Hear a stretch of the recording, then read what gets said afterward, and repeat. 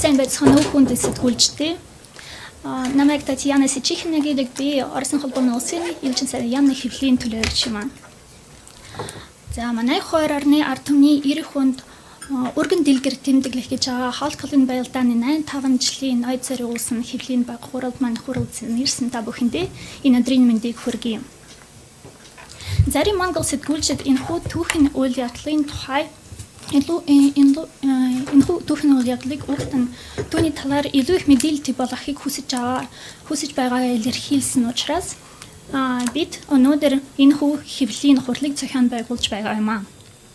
Тэгэхээр Орос Монголын дайчин нөхөрлөлийн түүхийн дэх энэхүү чухал үйл явдалд та бүхний анхаарлыг хандуулж та бүхнээр дамжуулан энэ тухай мэдээллийг Монголын олон нийтэд хүргэх зорилгоор энэхүү хэвлэлийн баг хуралдаа бүхнийг хүрсэн юм аа. Цаашид яг ийм арга хэмжээг хил орчмын бус нутгууд нь Оросын хэвлэл мэдээллийнхэнд зориулан зохион байгуулахаар төлөвлөж байгаа бөгөөд ингэснээр Оросын иргэдчилсэн бидний хамтын ялалтын талаар илүү дэлгэрэнгүй ойлголттой болох юм аа. За энэхүү хэвлэлийн баг хуралд маань түүхийн болон практикээс нь хоёр хэсгээс бүрдэн. Түүхийн хэсгийн хүрээнд бид Дорнот аймгийн Халкалын сумын Ялалт музейн үүсгэн байгуулагч насаараа тус нутагт амьдарч Халкалын сэдвийг 40 гаруй жил судалсан 2019 онд Монгол улсын ерөнхийлөгчийн зарилгаар соёлын гавьяад зүтгэлтэн цолох хүрсэн мягмар сүрэн гуайг мэдээлэл өгөхийг үрсэн юм аа. Тэрээр халхан голын баялдааны хэлсэн шалтгаан баялдааны үйл явц тус ялалт Монгол улсын хувьд болон дайн дэлхийн хувьд ямар ач холбогдолтой тухай ярьж өгөн. Мөн манай хэвлэлийн баг хуралд Ялалт музейн захирал Чинбаян оролцож байгаа бөгөөд тэр музейн талаар дурч мэдээлэл өгнө.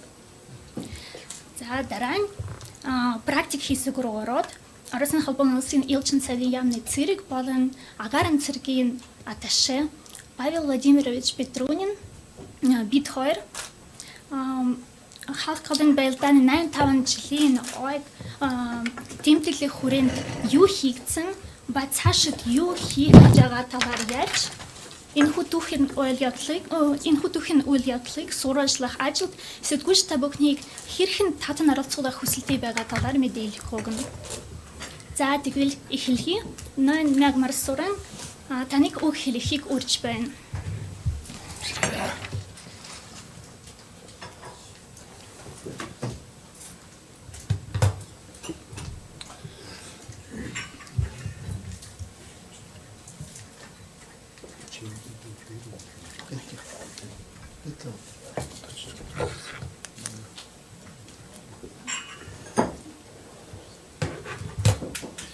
За сайн дөрвөлцөж ирсэн хэвлэл мэдээллийн ажилтнууд за бусад энэ хэвлэлийн баг хуралд оролцож байгаа та бүхний энэ өдрийн амар амгалан гэлтгийа.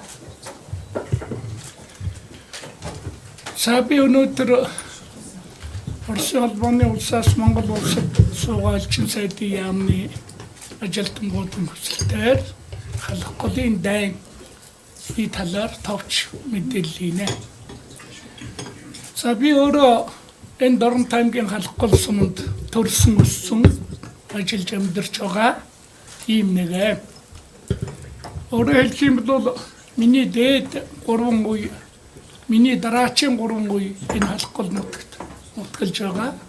Тийм учраас халахгүй нутгийн одоо газар орон тэнд болсон үйл явц айдлыг бол би төсөөлөхтэй нэг юм аа. За энэ халахгүй дайн бол шинэхэн түүхэлдээ нэг 84 жилийн өмнөх л болсон үйл явц. Манай Монгол улсын Монгол улсын хувьд бол хамгийн том дайн болсон газар бол энэ халахгүй. Өөрөөр хэлэх юм бол энэ халахгүй дайн дэлхийн 2 дугаар дайны эхлэл байлаа гэж эрдэмтэн судлаачид маань сүүлийн жилүүдэд ингэж томьёолж байгаа. За тэгээд би энэ халахгүй дайны угтур нөхцөлийн талаар ярив. Ер нь энэ халахгүй дайн эхлэх энэ үед өнөөдрийн Монгол улс маань нэг 500 гаруй мянган хүн амтай хөгжлөөр нэлээд буурай маш их газар нутагтай тархаа тодорхой ийм л одоо амьдралтай байсан. Үгүй. Өөрөөр хэлбэл 21 оны ардын хувьсгалаас хойш тэр хувьсгалын одоо дараачийн үе шатуудад шинэргэлтийн бодлого болоод бусад аж ахуйн үйл ажиллагааны ийм цэгцэрч амжаагүй байсан ийм цаг үе.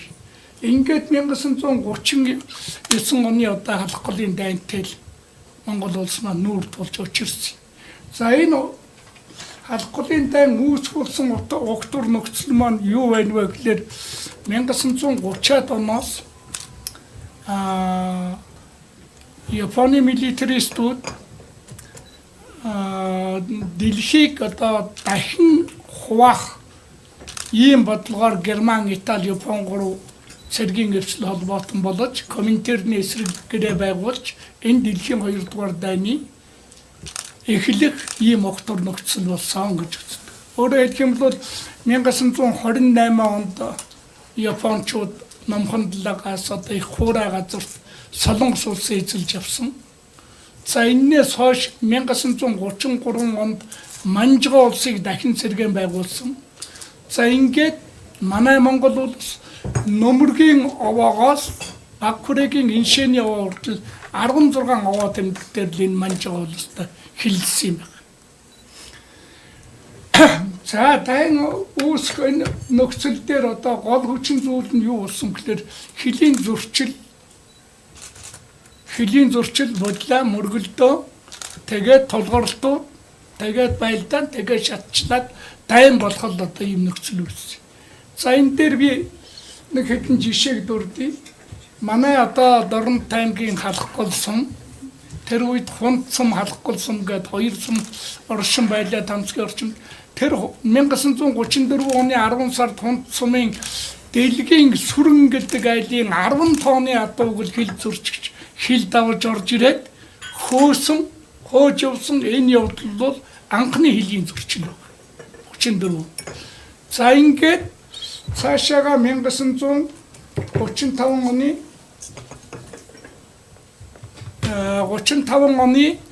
1-р сарын 24-нд халахын сүмд анх удаа зэвсэлт мөргөлдөөн болсон. За ингээд Адаг дулаан Булан дэрс заавалмаар 39 оны 1-р сараас 3-р сар хүртэл аргын олон тооны айлуудыг Монголын хилд төрж оруулсан. За энэ нөхцөл байдлууд бол одоо дэлхийн энэ халахлын дайны үүсэх одоо урдчил нөхцөл гэж үзэж байна. За ингээд нэгэнт байдал ийм болсон учраас 1936 оны 3 сарын 12-нд Зөвлөл социалист бүгд найрамд холбоот улстай Монгол улс харилцан тусалцах протокол гэрээг байгуулсан. Тэгээ энэ гэрээний гол утга санаа бол юу гэж яах вэ? Хэрвээ Орос Монгол улсын нутаг дэвсгэрийн бүрэн бүтэн байдлыг алдагдуулаад 3 дахь житгээд цэрэглэн зэвсгэлэн халдан довтлоос өөрийн нутагтаа довтлосонтой ажил авч үзэж цэрэг зэвсгийн хувьд тусалцаа үзүүлнэ гэдгийг анх удаа энэ протокол дурдж гарын үсэг зурснараа түүхэн баримтуулж.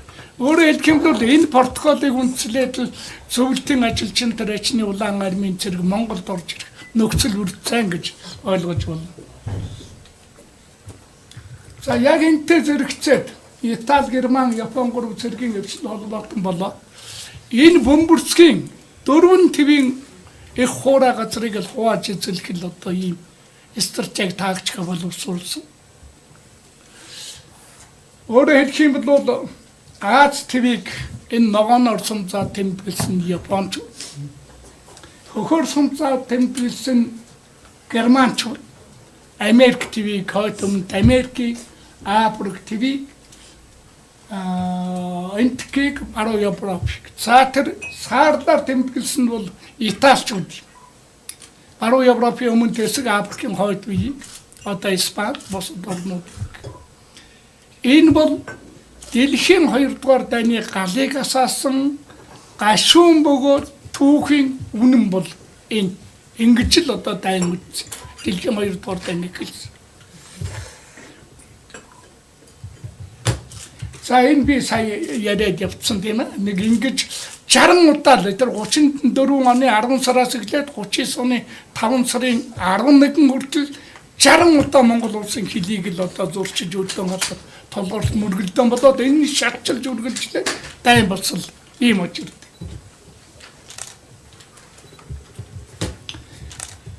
За энэ халахын сүм гэдэг одоо тэр дээр байна да. Энэ халахын гол Борнуур цутгаад борнуураас оршин гол гараад халахын голоос тэр хил дээрээс шарилжийн гол гэж гараад энэ гурвалжин тэр хэсэг донд халахын сүм гэдэг одоо 1701 онд байгуулагдсан манай Монголын сүм байж. Хилээс 2 км-ийн дотгош. Тэгээд нэгэнт одоо энэ хилийн зурчил мөргөлдөөнүүд ингээд эхэлсэн ийм үед энэ сүмд байсан лам нарыг нутгийн гүн ууд татсан. Манай Монгол улс тэр үед одоо буурай хөгжилтэй байсан учраас аль болохоор хил дээр зэвсэгт мөргөлдөөн тулгарл болохоос зайлсхийж тэр үеийн ардын засгийн газраас энэ одоо батлан хамгаалах одоо хил хамгаалж байгаа анги нэгтгэлүүдэд хил дээр буун дуу гаргаж болохгүй, зэвсэг хэрглэж болохгүй гэдэг ийм тушаадыг өгсөн байсан. Тэгээд энэ дээр хил эргээд одоо энэ штабын дарга Дондров ламсран тэргүүтэй энэ хүмүүс явж итэл халахын сүм дээр Японы 17 одоо морьтой цэрэг дарганаар хүчилсэн байсан.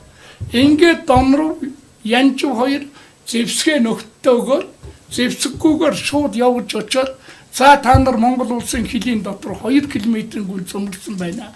Энэ бол Монголын нутгаа. Та нар эндээс одоо буцаж гараа гэдэг юм шаардлагыг тавьсан. Хариуд нь Донровыг, Янживыг шууд бууцсан. Энэ хоёр маш унчаар авсан. Ингээд хоёр дарга цэргээ одоо буудуулсан хүмүүс бусад хилчид хариу гал нээсэн. Ингээд Японы Ичо гэдэг хэлмэрч нэг зэргийн хамт өөрөөр хэлэх юм бол Монголын 2, Японы 2 4 хүний алтан амил одоо хил дээр анх удаа ирсэн. Энэ бол халах голын одоо дайн бол цааш өргөчгийн харанга дохиог л тэмдэглэсэн. Ийм учиртай. За энэ сүмийн талаар би сая хэлсэн. Энэ би түрүү яриантай ярьжсэн Манжгаа улс гэж.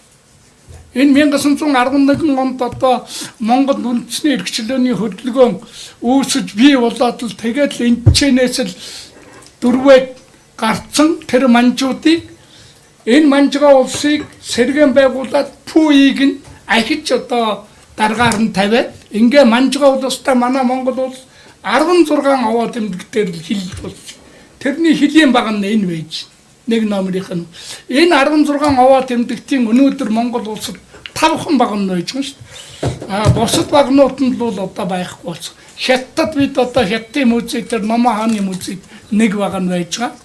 Ингээд 6 баг нь одоо бидний байдлаар зураг хөргийг олж авсан. Өөрөөр хэлэх юм бол энэ улстай бид 45 он хүртэл одоо хилсэн юм. Манжгаа улстай Монгол улс хилсэн.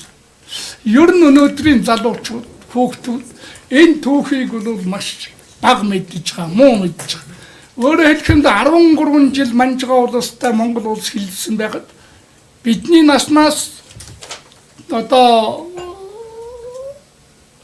доош залуучууд бол Орос Хятад хоёрын хооронд үзэн наалтсан дэлгүүшгэл мөнгөний энэ хоёртой улстай хилж байгаа юм шиг юм ойлголттой байж байгаа шүү дээ.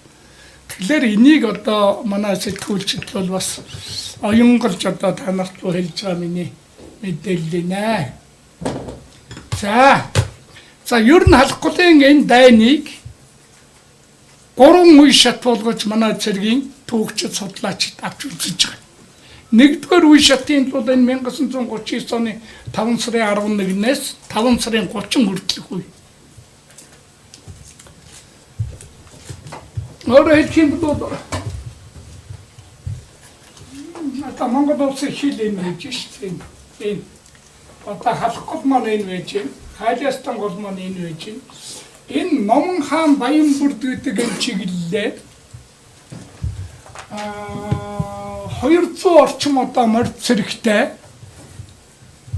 их буугаар дэмжүүлсэн ийм бүлэг хүч Монголын нутаг цөмөрч орж ирсэн. Одоо тэр 61 дахь удаагийнх нь хилийн зөрчил нь одоо байлдан болоод орж ирж байгаа нь энэ биш. Энэ үед бид юу нуух вэ? Манай Монгол улсын болоод энэ 7 дугаар застав гэдэг 6 дугаар дивизийн 17 дугаар морторгоноос 2 сум дайшлагдаад тэгээд нэг 200-гаатхан зэрэгтэй бид одоо тэр хил дээр байсан шүү. Тэгээд энэ том хүч орж ирээд үндсэндээ нэг одоо 18 хоногт нэг 22 км Монголын нутаг цөмөрч орж ирсэн. Цөмөрч орж ирсэн. Энэ үед манай Монгол Ардын хувьсгал цэргийн удирдлагаас халах голыг гатлуулж болохгүй тэндл одоо торгооч гэдэг л ийм л байлданы тушаал өгөгдсөн байна. Ингээд тамцаг турлж исэн зөвлөлтийн айрын анги нэгтгэлүүд манай 6 дугаар дивиз одоо маршаар ирж ингээд 5 сарын 28-29-нд одоо том байлдаан болоод 5 сарын 31-нд гэхэд Монголын хилээс энэ цөмөрж орж ирсэн Японы каунтууны армийн хорондоо Азумагийн удирдсан энэ ангийг хөөж гаргасан юм. За энийг түүхэнд халах голын дайны нэг түшитаал гэж ингэж үздэг. За хоёрдугаар үе шат нь бол энэ Баян цагааны тулдаан гэдэг. Манай монголчууд их сонссон доо Баян цагааны тулдаан. Энэ бол ерөөсөө үндсэндээ нэг 3 хоног л байл да. 3 хоног л байл. Энэ японочууд цэргийн одоо оператив тактикийн хувьд одоо бас их мундаг тактикийг хэрэгжилж ирсэн гэж үздэг. Өөрөөр хэлбэл энэ хамартаа энэ байж халах голын зүүн талд энэ зөвлөлт Монголын цэргийн анги нэгтгэлүүд хөргөлчээд байна. Тэгэхээр энэ Японы ангиуд шууд энэ байрлалд дайраад ухраад ингээ хүч цайтай чимчиг дуртай чимчиг гол анхаарлаа яаж гэнэ өөр дээр хамтуул татаж ил. Ингэж яхад фронтын зүүн гар талаар энэ Баян цагааны нурууны чиглэлээр 1939 оны 7 дугаар сарын 2-оос 3-ны шилжигчэнд халах гол дээгүүр хөвдөггүүр тавиад анхудаа бөгөөд эцсийн удаа Баян цагааны нуруунд халах голын баруун талд гарч ирсэн. Японы. Ингээд баруун талд гарч ирээд эдний гол тактик нь юу байсан бэлээ? Энд ингэж анхаарлын сандд нь үлж байгаа. Энгээр голын баруун талд гараад 11 км орчим наашаа тавьсан. Энд ингээд хамардаа хүрээд өөрөөр голын хоёр талаас нь одоо бүсгэлж аваад энэ зөвлөлт Монголын цэргийн анги нэгтгэл энэ хүчийг тэн устгах. Хэрвээ энэ бодлого таагчийг биелсэн бол Япончуудад ямар ч торох байгалийн саад бэрхшээл байхгүйгээр шууд наашаал ингээл давшаад яв. Өөрөөр хэлбэл энэ халахын гол эргээ халин бэлхэн одоо үеирлж гисэн. Энэ ихэнхний салбар улсаас ихвсэн уулаас ихвсэн гол 27 гол нийлж судалж энэ халахын гол өөр нурц судалдаг. Ингээд манайд бол одоо ч гэсэн 7 дугаар сард үндэсний үеэр гэж болдог. Тэр үндэсний үеэр бол улаан хоорон болоод эргээ халиад ил хаалуулсан шүү дээ. Тийм л одоо байгалийн саад бэрхшээлтэй байхад энэгээр давж гарч ирсэн. За энд зөвлөлт Монголын армийн 1-р группийг командуулж байсан Жоков танкийн 11-р бригадыг шууд марш дундаас хүч задлах операци зохион байгуулж явган цэргээ хүлээлгүйгээр л одоо тулдаанд орсон. Энэ бол цэргийн урлагийн хувьд бол одоо түүхэнд шин зүйл гэж одоо судлаачд тэнбилж байдаг. Судлаачд энэ Баян цагааны байлдаанд маш олон танк, маш олон амьд хүчний хохирол амссан, Японч амссан. Энийг Жоковыг техникава махава боловсруулаа гэж шүүмжлэгчид бол шүүмжилдэг. Шүүмжлэхээс өөр арга байхгүй. Энэ үеийн хүчний харьцааг би одоо сэтгүүлчдэд бас сонирхуулъя. Нийтдээ Япон бол 38 мянган одоо амьд хүчтэй байсан. Манай тал бол 12 мянган хүнтэй байсан. Орос Монголын тал.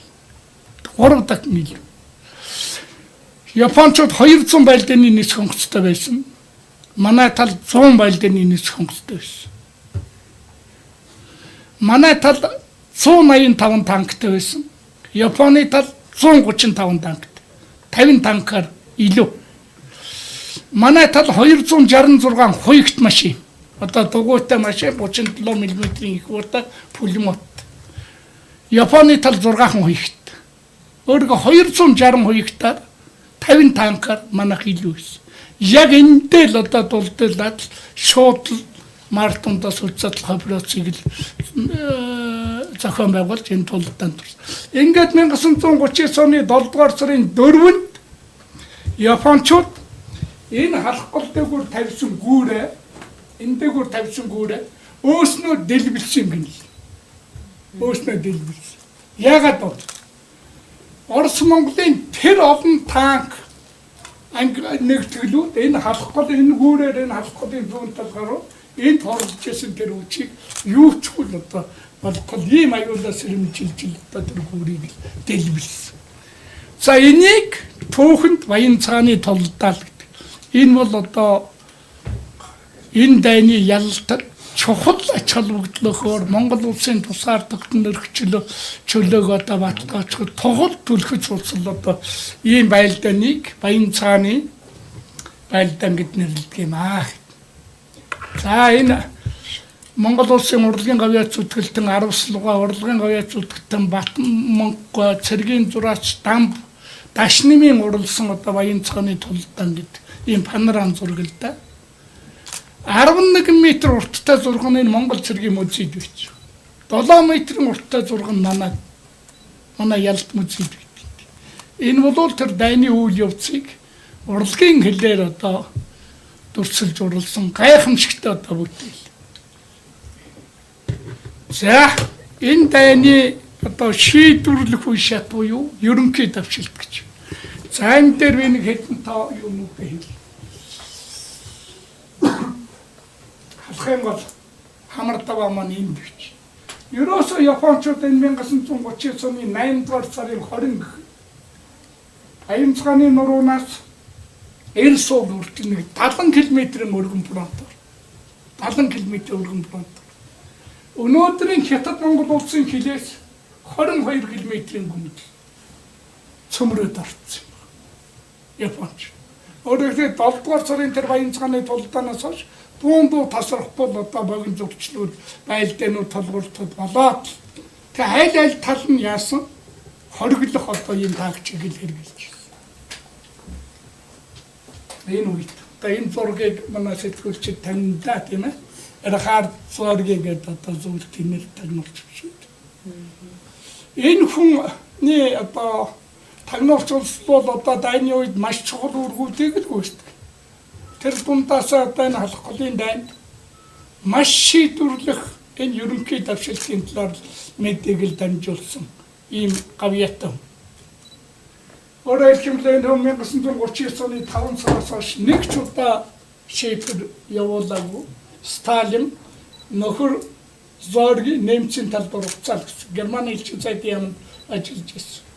Гэтэл энэ хүн 1939 оны 8 сарын 20-нд Япончууд 8 дугаар сарын 24-ний өдөр Монголд их давшилт хийх гэж байна гэдэг тагнуулын мэдээлэл дамжив. Энийг хүлээж аваад Сталин Жоков Чавлсон хоёр сүр довтлогч 24-ний хүлээлгүйгээр өмнө довтлогч. Тэгээ өмнө довтлохын тулд энэ 8 дугаар сарын 20-ны сонгож 8 дугаар сарын 20 бол бүтэн сая өдөр байсан. Бүтэн сая өдөр бол дайны үед бол юун амралтын өдөр байх вэ? Зүгээр сэтгэл зүйн хувьд өнөөдөр амралтын өдөр сүмжүүл гэж бодлоо. Ингээд манай тал бол яасан гэхээр дайсан илт баригдахаар хуурамч одоо тийм тагнуулын мэдээлэл үйлс сонин хэвлэлээр бичсэн араатай холбоогоор нэвтрүүлсэн хуучин тайлгдж байсан шифрээ ашигласан. Одоо ингээд тагнуулын мэдээг явуулж байгаа тайлгдчихлаа нөгөө шифрээ өөрчилдөг юм шүү дээ. Тэгэхээр хуучин ашиг. Тэр нь юу байсан гэлээ? Өөрчлөлтийн бэлтгэлээ ханг, хорогдох байраа ух, морины кану шиг байраа бэлтэг, хадлан бордоогоо бэлтэг. Өөрөөр хэлэх юм бол одоо хориглоод өвлжих нь байна л гэдэг ийм хуурамч мэдээг дамжуулж төөрөгдөлд оруулсан. Эн чинь одоо дайн байлдаан гэдэг ганц буу өрөөд буутахыг хэлэхгүй шүү дээ. бүхэл салбарт л одоо энэ үйл ажиллагааг хэрэгжүүлж. За ингээд энд би нэг зүйлийг онцолж хэлье. Эрмцавын мөндөр гэдэг. Энэ бол одоо халахын голын зөвлөлд байж байгаа. Энэ Япончуудын эзлээд авсан газрын хамгийн ноёлох өндөр. Энийг манайх 3 удаа алдаад 4-р чөлөөж. Тэгээд энэ бол яасан гэхээр одоо Жокийн хүн дэвшилтийн хомд гэж манай цэргийг урлагтлуу нэрлэх юм. 5 сар мэлбэрийн 2 талаараа одоо Монголын мордив, 10 талаараа Ямтай сүрэнгийн өдөрцөн, 8 дугаар мордив, 1 талаараа Дандгын өдөрцөн, 6 дугаар мордив. Одоороо явган цэрэг танк босоод байна. За ингээд 1934 оны 8 сарын 20 энэ ерөнхий дэвшил бэлгэхэд 150 дайрагч онгоцууд агаар төрж тэрний халхалтанд хамгаалтанд 100-аад онгоцууд 3 цаг энэ байрал дээр бөмбөгд. Яг энтэй зэрэгцээд 660 их боо минутуудын галын бэлгэлд орсон. Ингээд 800 орчим танк хоёрдугаар мөн галын бэлгэлд. Ингээд 830 минут гэж фронтын баруун гартлаа 8 дугаар мордив, фронтын зүүн гартлаа 6 дугаар мордив зүтгэж. Япончуудын давшин гэж яддаг 8 сарын 24-ний өдөр Монголын хилийн дотор колцоолоод бүслээд. Ингэж бүсэлж яваад 1939 оны 8 сарын 31 гэхэд дахиж энэ бүсэлж явснаа одоо энэ газрууд дахиж бүлгэлж үслээд үндсэндээ 1939 оны 9 сарын 31 гэхэд л Японы Кантоны армийн Монголд цөмөрч орж ирсэн энэ хүч бие бүрэлдэхүүнийг л одоо сонирсон юм байна. За ингээд халахгүй дан 1939 оны 9 сарын 16-нд Москва зөвлөлтийн гадаад явдлын яамны сайд Молдов Оросд сууж байсан Японы элчин сайд Того хоёр гал зогсох хаагданд гарын үсэг зурсан. Ингэж л халахгүй дан дууссан юм.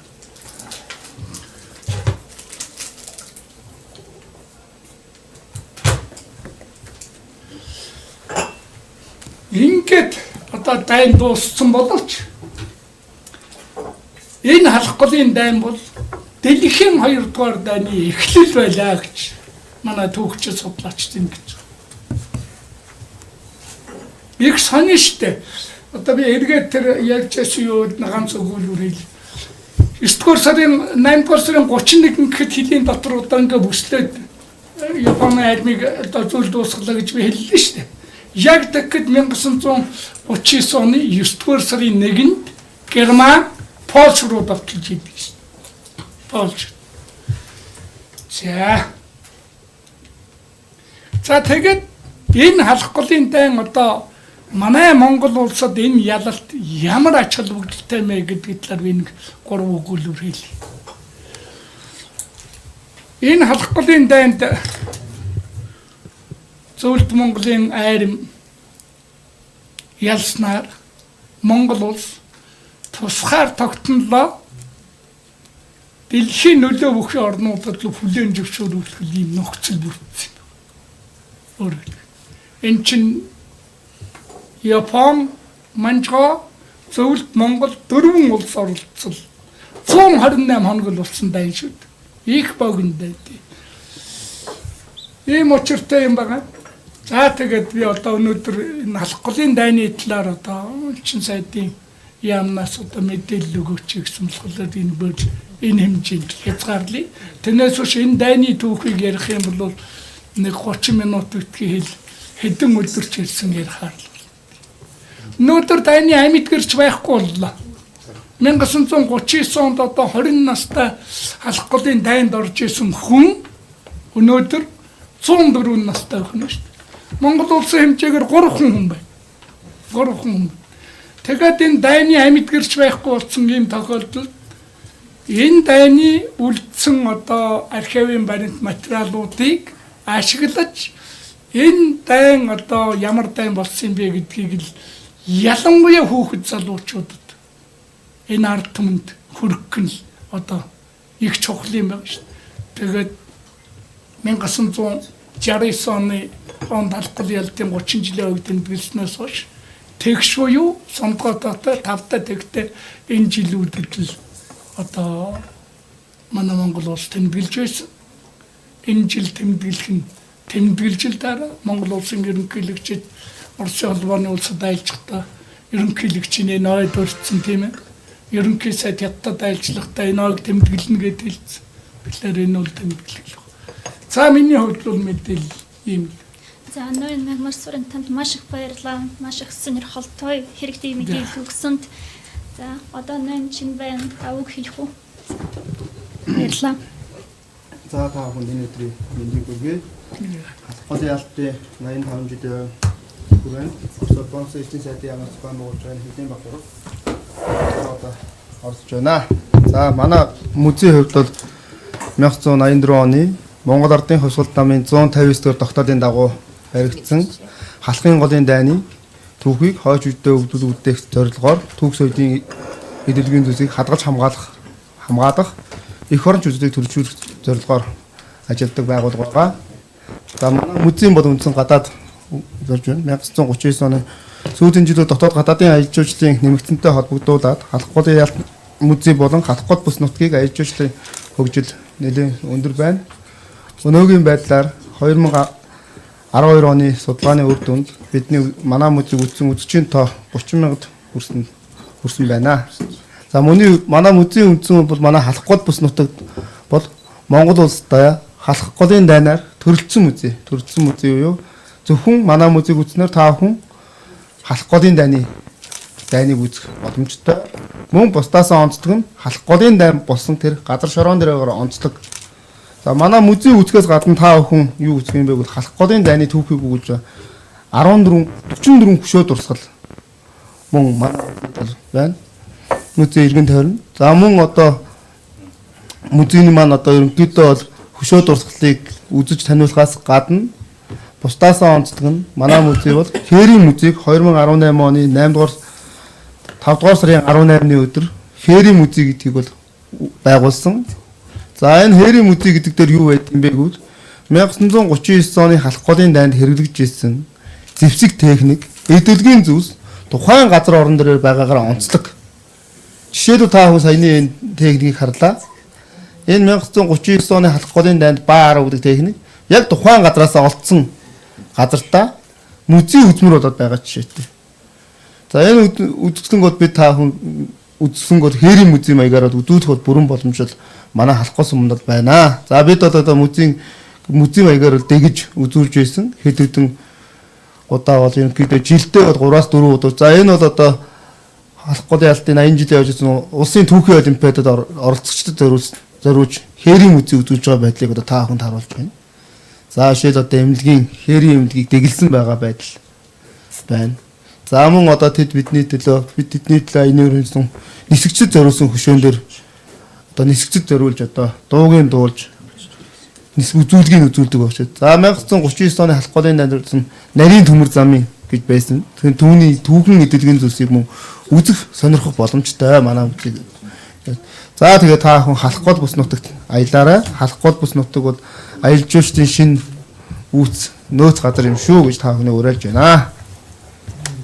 За маш их баярлалаа. За одоо практик хийх рүү оръё. Миний дөрөв хэлснээр Оросын тал болохоор хаалт колон баялдааны явалтын 85 жилийн нойг тэмдэглэх хүрээнд арга хэмжээний дэвтийг зохион байгуулад эхэлсэн байгаа. Та бүхэн мэдэж байгаа байх. Энэ оны 8 дугаар сард Эрхэм мужийн амбан захирагч Копсивэн санаачлагаар тус мужийн засгийн газрын зардлаар зөвлөлт холбоот улсын 4 удаагийн баатар Бухнарам дахь Монгол ард улсын баатар Сухбаатарын 3 нодон зөвлөлт холбоот улсын маршал Жуковын талбайг сэргийн засварлах ажлыг хэрэгжүүлж дууссан. Оросын тал Жуковын яслалын хөрмийг оях ажлыг зохион байгуулсан. Түүнийг Чойволсон хот дэх Жуковын нэрэмжид 327 дугаар ангийн командлад хүлээлгэн өгч цэргийн алдар өргөнд баярлуулна. Мөн Чойволсон хотын төвд Жуковын хөшөөг босгох шийдвэр гаргасан. Уг хөшөөг Оросын холбооны улсын бадлах хамгаалах яамны Грековын нэрэмжид Урланд бүтээсэн байна. Түүнчлэн энэ оны 12 дугаар сарын 1 гэхэд Улаанбаатар хотын Жуухавын гэр музейд Оросын холбооны улсад хамгийн сүүлийн үеийн дэвшилтэт технологиор бүтээсэн Маршаллын бүрэн хэмжээний дүрсийг байршуулна. Яг одоол Халхин голын байлдааны 85 жилийн ноёд зориулсан шинэ баримтат киног бүтээх ажил идэвхтэй явагдаж байна. Оросын холбооны улсын томоохон Cinema Production продюсерын төвийн зураг авалтын багийнхан сая Монгол улсад ирээд зураг авалтаа хийсэн. Бөгөөд энэ үеэр Оросын холбооны улсаас Монгол улсад суугаа Ильчин сайд Алексей Николаевич Евсиков, цэргийн болон агаарын цэргийн атташе Владимир Петрунин, Жуухавын музейн захирал Мартайван нараас ярилцлага авч дунд говь аймагт амьдардаг фронт сегмент гуайн гэр зожилж Халхин голын байлдааны үеэр фронтод сувилагч хийж байсан чимэд цэрийн гуайтай ярилцлаа. Маш сонирхолтой кино болно гэж бодож байна. Ирэх жил гараа та бүхэн үзэх боломжтой болно. За одоо бид цаашид юу хийхээр төлөвлөж байгаа болон хүндэт сэтгүүлч та бүхнийг юг сурвалжлахад оролцуулах хүсэлтэй байгаа тухай ярив. Халхин гол руу Орос Монголын залуучуудын хамтарсан экспедиц явуулах, хүүхдүүд ялал зуран сэдэвтий зургийн уралдаан зохион байгуулж дараа нь шилдэг бүтээлүүдийн үзэсгэлэн гаргах, Халхин голын байлдаанд зөвлөлтийн болон Монголын цэргүүд хамтын ялалт байгуулсны аж холбогдлын тухай олон улсын эрдэм шинжилгээ практикийн баг хурал зохион байгуулах, Халхин гол дээр Алтанамын алдсан дайчдын дурсгал зориулсан мөнхөд дурсагдах дайчид жагсаал зохион байгуулах зэрэг ажлуудыг хийх төлөвлөгөөтэй байна.